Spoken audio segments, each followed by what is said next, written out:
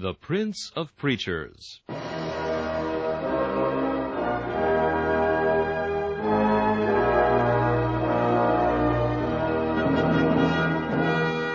Charles Haddon Spurgeon has been called England's greatest contribution to the spread of the gospel in the 19th century.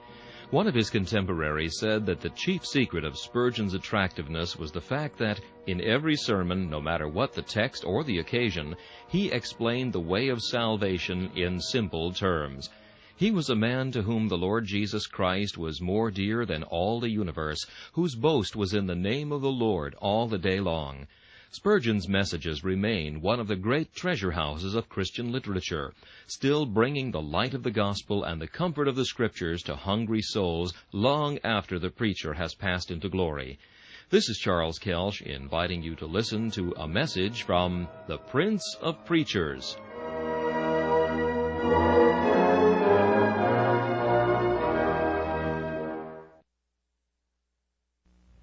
C.H. Spurgeon preached this message on November 22, 1855, at the New Park Street Chapel.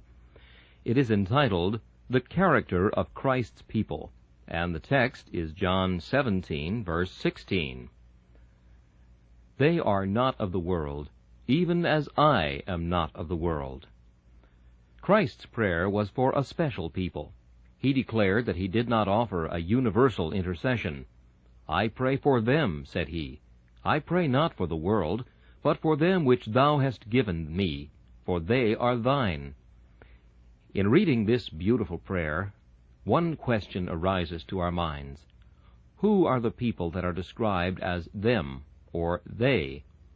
Who are these favored individuals who share a Savior's prayers, are recognized by a Savior's love, have their names written on the stones of his precious breastplate, and have their characters and their circumstances mentioned by the lips of the high priest before the throne on high? The answer to that question is supplied by the words of our text. The people for whom Christ prays are an unearthly people. They are a people somewhat above the world, distinguished altogether from it. They are not of the world, even as I am not of the world. I shall treat my text first of all doctrinally, second, experimentally, and thirdly, practically. First, we shall take our text and look at it doctrinally. The doctrine of it is that God's people are a people who are not of the world, even as Christ was not of the world. It is not so much that they are not of the world, as that they are not of the world even as Christ was not of the world. This is an important distinction. For ere there are to be found certain people who are not of the world, and yet they are not Christians. Amongst these I would mention sentimentalists, people who are always crying and groaning in an affected, sentimental way. Their spirits are so refined, their characters are so delicate, that they could not attend to ordinary business. They would think it rather degrading to their spiritual nature to attend to anything connected with the world. They live much in the air of romances and novels, love to read things that fetch tears from their eyes. They would like continually to live in a cottage near a wood, or to inhabit some quiet cave where they could read Zimmerman on solitude forever. For they feel that they are not of the world. The fact is, there is something too flimsy about them to stand the wear and tear of this wicked world. They are so preeminently good that they cannot bear to do as we poor human creatures do. I have heard of one young lady who thought herself so spiritually minded that she could not work. A very wise minister said to her, "That is quite correct. You are so spiritually minded that you cannot work. Very well, you are so spiritually minded that you shall not eat unless you do." That brought her back from her great spiritual mindedness. There is a stupid sentimentalism that certain persons nurse themselves into. They read a parcel of books that intoxicate their brains, and then fancy that they have a lofty destiny. These people are not of the world, truly. But the world does not want them, and the world would not miss them much if they were clean gone forever. There is such a thing as being not of the world from a high order of sentimentalism, and yet not being a Christian after all. For it is not so much being not of the world, as being not of the world even as Christ was not of the world. There are others, too, like your monks and those other mad individuals of the Catholic Church who are not of the world. They are so awfully good that they could not live with us sinful creatures at all. They must be distinguished from us altogether. They must not wear, of course, a boot that would at all approach to a worldly shoe, but they must have a sole of leather strapped on with 2 or 3 thongs, like the far-famed Father Ignatius. They could not be expected to wear worldly coats and waistcoats, but they must have peculiar garb, cut in certain fashions, like the Passionists.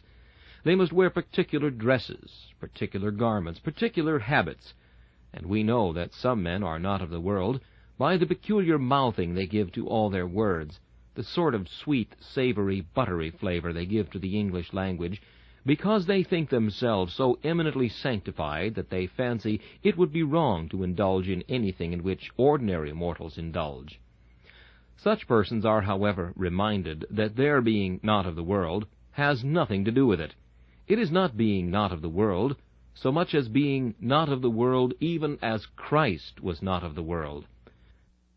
This is the distinguishing mark, being different from the world in those respects in which Christ was different, not making ourselves singular in unimportant points, as those poor creatures do, but being different from the world in those respects in which the Son of God and the Son of Man, Jesus Christ, our glorious exemplar, was distinguished from the rest of mankind. And I think this will burst out in great clearness and beauty to us, if we consider that Christ was not of the world in nature, that he was not of the world again in office, and above all, that he was not of the world in his character. First, Christ was not of the world in nature. What was there about Christ that was worldly? In one point of view his nature was divine, and as divine it was perfect, pure, unsullied, spotless. He could not descend to things of earthliness and sin. In another sense he was human, and his human nature, which was born of the Virgin Mary, was begotten of the Holy Ghost, and therefore was so pure that in it rested nothing that was worldly. He was not like ordinary men. We are all born with worldliness in our hearts. Solomon well says, "Foolishness is bound up in the heart of a child." It is not only there, but it is bound up in it. It is tied up in his heart, and is difficult to remove. And so with each of us. When we were children, earthliness and carnality were bound up in our nature. But Christ was not so. His nature was not a worldly one. It was essentially different from that of everyone else, although he sat down and talked with them. Mark the difference. He stood side by side with a Pharisee, but everyone could see that he was not of the Pharisee's world. He sat by a Samaritan woman, and though he conversed with her very freely, who is it that fails to see that he was not of that Samaritan woman's world, not a sinner like her? He mingled with the publicans, nay, he sat down at the publicans' feast, and he ate with publicans and sinners. But you could see by the holy actions and the peculiar gestures he there carried with him, that he was not of the publicans' world, though he mixed with them. There was something so different in his nature that you could not have found an individual in all the world whom you could have set beside him and said, "There, he is of that man's world." Nay, not even John, though he leaned on his bosom and partook very much of his Lord's Spirit, was exactly of that world to which Jesus belonged. For even he once in his Boanergian spirit said words to this effect, "Let us call down fire from heaven on the heads of those who oppose thee," a thing that Christ could not endure for a moment, and thereby proved that he was something even beyond John's world. Well, beloved, in some sense, the Christian man is not of the world even in his nature. I do not mean in his corrupt and fallen nature, but in his new nature. There is something in a Christian that is utterly and entirely distinct from that of anybody else. Many persons think that the difference between a Christian and a worldling consists in this: one goes to chapel twice on a Sabbath day, another does not go but once, or perhaps not at all. One of them takes the sacrament, the other does not. One pays attention to holy things, the other pays very little attention to them. But, beloved, that does not make a Christian. The distinction between a Christian and a worldling is not merely external, but internal. The difference is one of nature, not of act. A Christian is as essentially different from a worldling as a dove is from a raven, or a lamb from a lion. He is not of the world even in his nature. You could not make him a worldling. You might do what you liked. You might cause him to fall into some temporary sin, but you could not make him a worldling. You might cause him to backslide, but you could not make him a sinner as he used to be. He is not of the world by his nature. He is a twice-born man. In his veins run the blood of the royal family of the universe. He is a nobleman. He is a heaven-born child. His freedom is not merely a bought one, but he hath his liberty by his newborn nature. He is begotten again unto a lively hope. He is not of the world by his nature. He is essentially and entirely different from the world. There are persons in this chapel now who are more totally distinct from one another than you can even conceive. I have some here who are intelligent, and some who are ignorant, some who are rich, and some who are poor. But I do not allude to those distinctions. They all melt away into nothing in that great distinction, dead or alive, spiritual or carnal, Christian or worldling. And oh, if ye are God's people, then ye are not of the world in your nature, for ye are not of the world, even as Christ was not of the world. Again, you are not of the world in your office. Christ's office had nothing to do with worldly things. Art thou a king, then? Yes, I am a king, but my kingdom is not of this world. Art thou a priest? Yes, I am a priest, but my priesthood is not the priesthood which I shall soon lay aside, or which shall be discontinued as that of others has been. Art thou a teacher? Yes, but my doctrines are not the doctrines of morality, doctrines that concern earthly dealings, between man and man simply. My doctrine cometh down from heaven. So Jesus Christ, we say, is not of the world. He had no office that could be termed a worldly one, and he had no aim which was in the least worldly. He did not seek his own applause, or his own fame, or his own honor. His very office was not of the world. And, O believer, what is thy office? Hast thou none at all? Why, yes, man. Thou art a priest unto the Lord thy God. Thy office is to sacrifice prayer and praise each day. Ask a Christian what he is. Say to him, what is your official standing? What are you by office? Well, if he answers you properly, he will not say, I am a draper or druggist or anything of the sort. No, he will say, I am a priest unto my God. The office unto which I am called is to be the salt of the earth. I am a city set on a hill, a light that cannot be hid. That is my office. My office is not a worldly one. Whether yours be the office of the minister or the deacon or the church member, ye are not of this world in your office, even as Christ was not of the world. Your occupation is not a worldly one. Again, ye are not of the world in your character, for that is the chief point in which Christ was not of the world. And now, brethren, I shall have to turn somewhat from doctrine to practice before I get rightly to this part of the subject. For I must reprove many of the Lord's people, that they do not sufficiently manifest that they are not of the world in character, even as Christ was not of the world. Oh, how many of you there are who will assemble around the table at the supper of your Lord, who do not live like your Savior!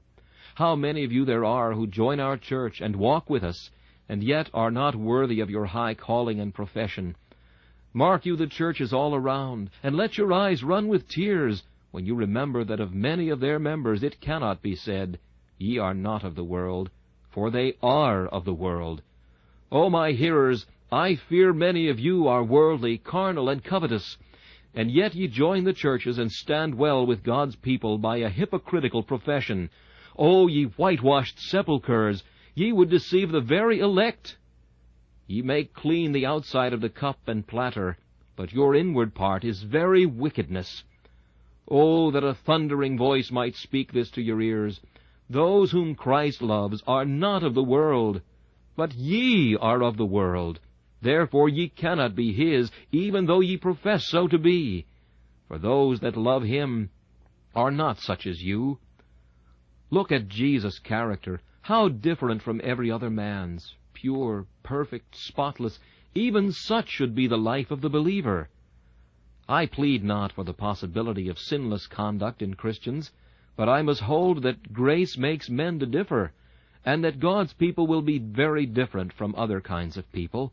A servant of God will be God's man everywhere. As a chemist, he could not indulge in any tricks that such men might play with their drugs.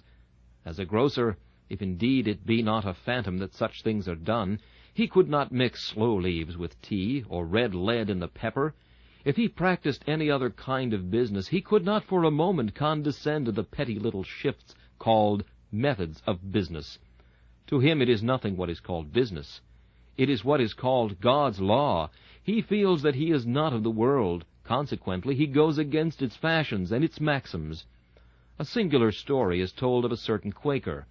One day he was bathing in the Thames, and a waterman called out to him, "Ha, there goes the Quaker." "How do you know I'm a Quaker?" "Because you swim against the stream. It is the way the Quakers always do." That is the way Christians always ought to do, to swim against the stream. The Lord's people should not go along with the rest in their worldliness. Their characters should be visibly different. You should be such men that your fellows can recognize you without any difficulty and say, "Such a man is a Christian." Ah, beloved, it would puzzle the angel Gabriel himself to tell whether some of you are Christians or not, if he were sent down to the world to pick out the righteous from the wicked. None but God could do it, for in these days of worldly religion they are so much alike. It was an ill day for the world when the sons of God and the daughters of men were mingled together, and it is an ill day now when Christians and worldlings are so mixed that you cannot tell the difference between them. God save us from a day of fire that may devour us in consequence. But, oh, beloved, the Christian will be always different from the world. This is a great doctrine, and it will be found as true in ages to come as in the centuries which are past.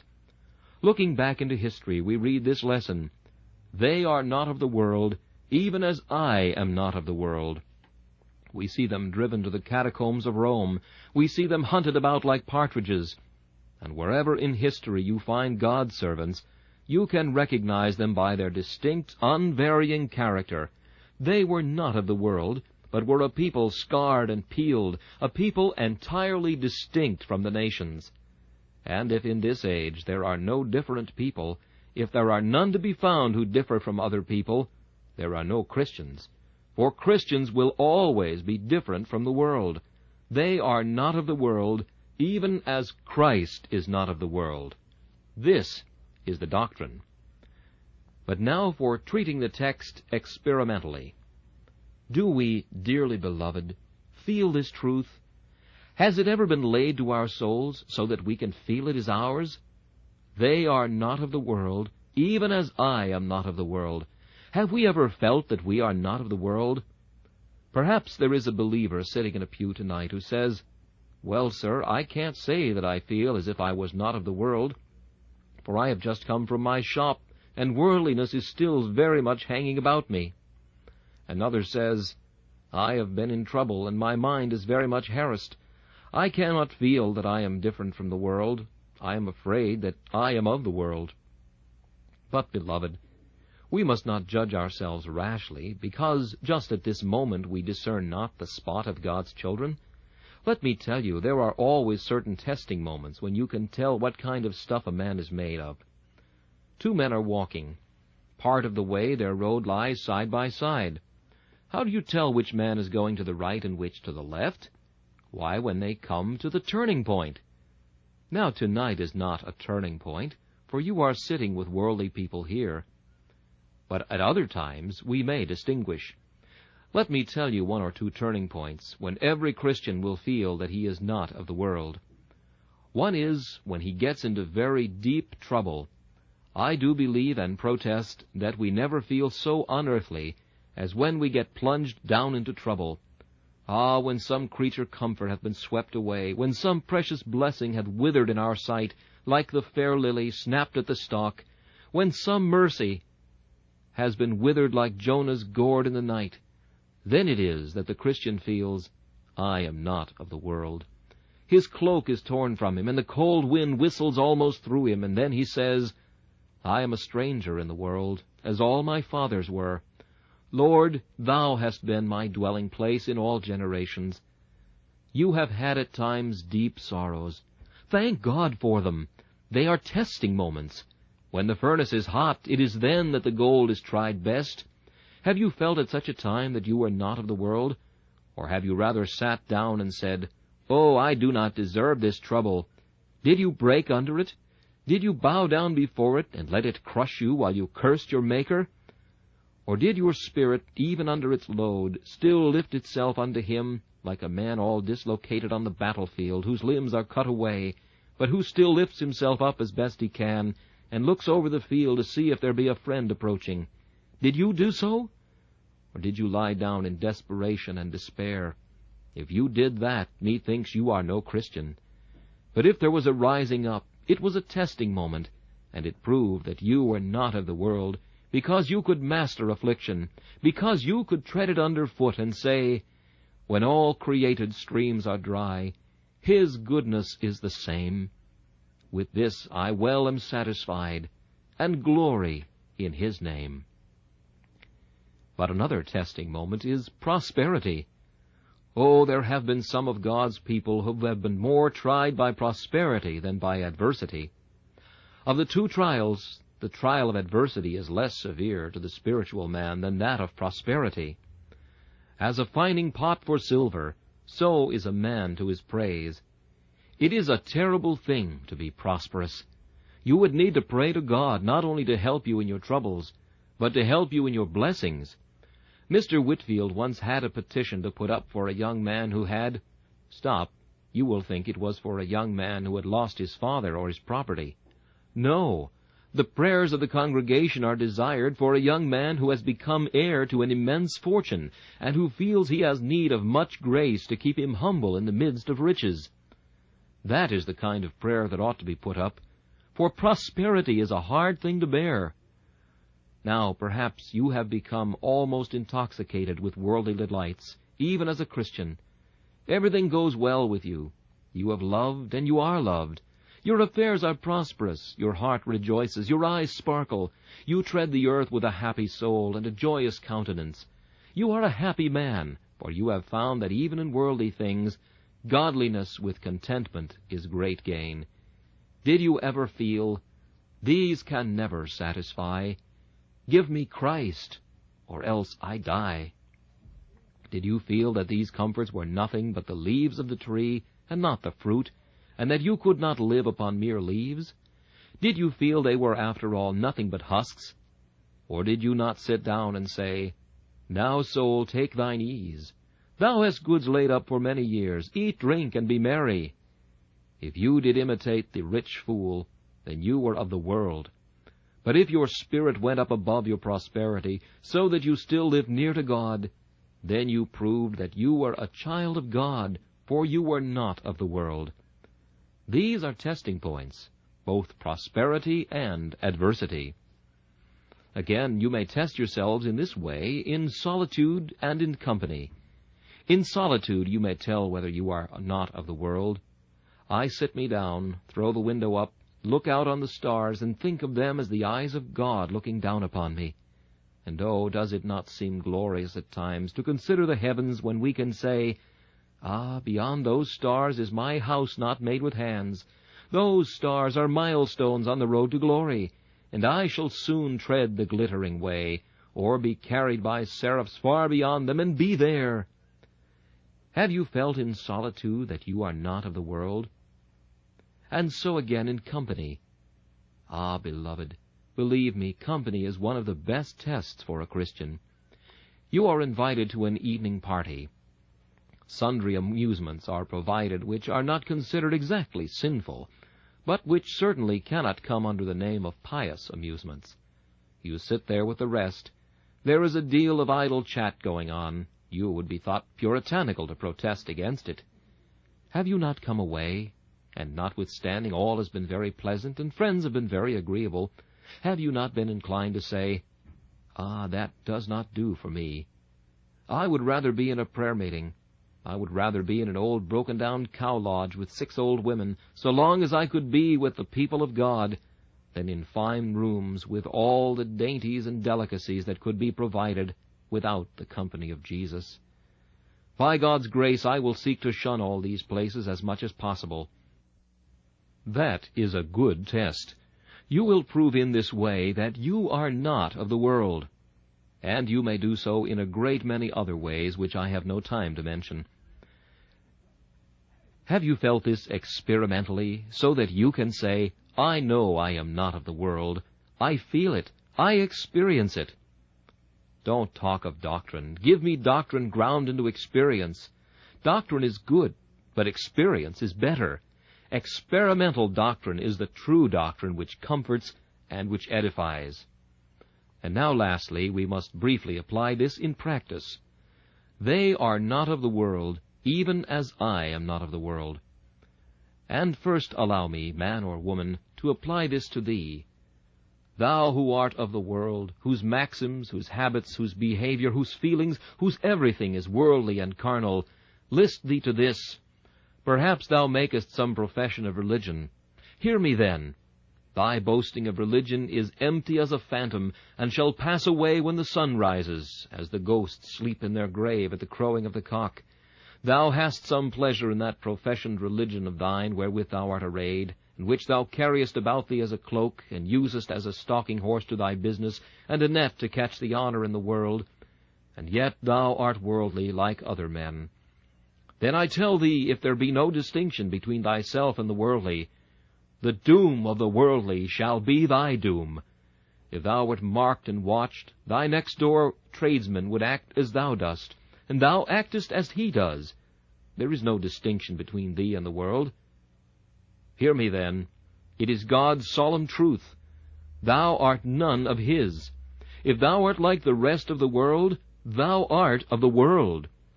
Thou art a goat, and with goats thou shalt be cursed, for the sheep can always be distinguished from the goats by their appearance.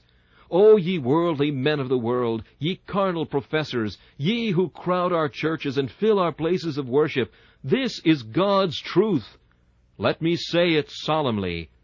If I should say it as I ought, it would be weeping tears of blood. Ye are, with all your profession, in the gall of bitterness. With all your boastings ye are in the bonds of iniquity. For ye act as others, and ye shall come where others come, and it shall be done with you as with more notorious heirs of hell. There is an old story which was once told of a dissenting minister. The old custom was that a minister might stop at an inn and not pay anything for his bed or his board, and when he went to preach from place to place, he was charged nothing for the conveyance in which he rode. But on one occasion a certain minister stopped at an inn and went to bed.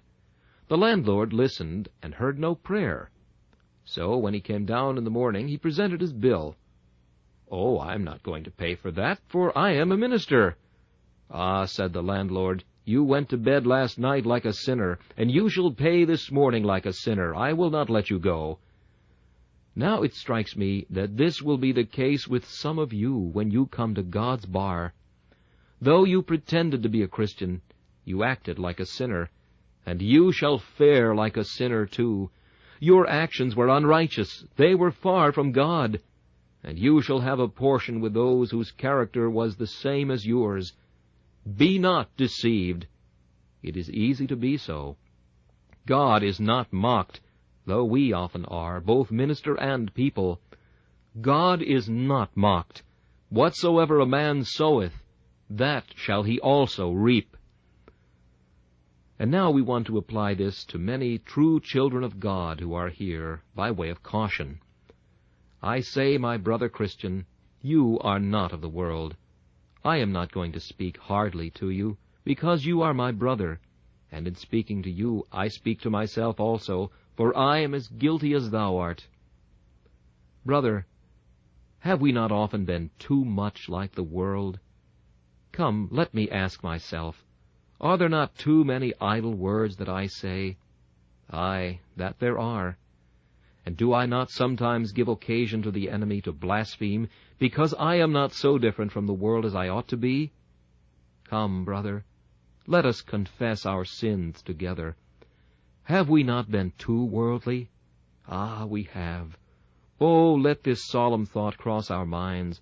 Suppose that after all we should not be his. For it is written, Ye are not of the world. O God, if we are not right, make us so. Where we are a little right, make us still more right. And where we are wrong, amend us. Allow me to tell a story to you. I told it when I was preaching last Tuesday morning, but it is worth telling again.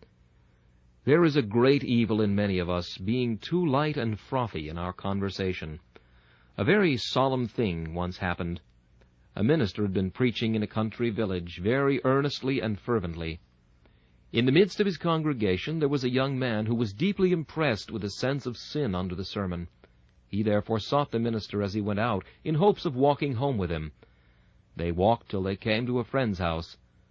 On the road the minister had talked about anything except the subject on which he had preached, though he had preached very earnestly, and even with tears in his eyes. The young man thought within himself, "Oh, I wish I could unburden my heart and speak to him, but I cannot. He does not say anything now about what he spoke of in the pulpit." When they were at supper that evening, the conversation was very far from what it should be, and the minister indulged in all kinds of jokes and light sayings. The young man had gone into the house with eyes filled with tears, feeling like a sinner should feel. But as soon as he got outside, after the conversation, he stamped his foot and said, "It is a lie from beginning to end. That man has preached like an angel, and now he has talked like a devil." Some years after, the young man was taken ill, and sent for this same minister. The minister did not know him. "Do you remember preaching at such and such a village?" asked the young man. "I do." "Your text was very deeply laid to my heart." "Thank God for that," said the minister. "Do not be so quick about thanking God," said the young man. "Do you know what you talked of that evening afterwards when I went to supper with you?" "Sir, I shall be damned, and I will charge you before God's throne with being the author of my damnation. On that night I did feel my sin, but you were the means of scattering all my impressions." That is a solemn thought, brother, and teaches us how we should curb our tongues, especially those who are so light-hearted after solemn services and earnest preachings, that we should not betray levity. Oh, let us take heed that we are not of the world, even as Christ was not of the world. And, Christian, lastly, by way of practice, let me comfort thee with this.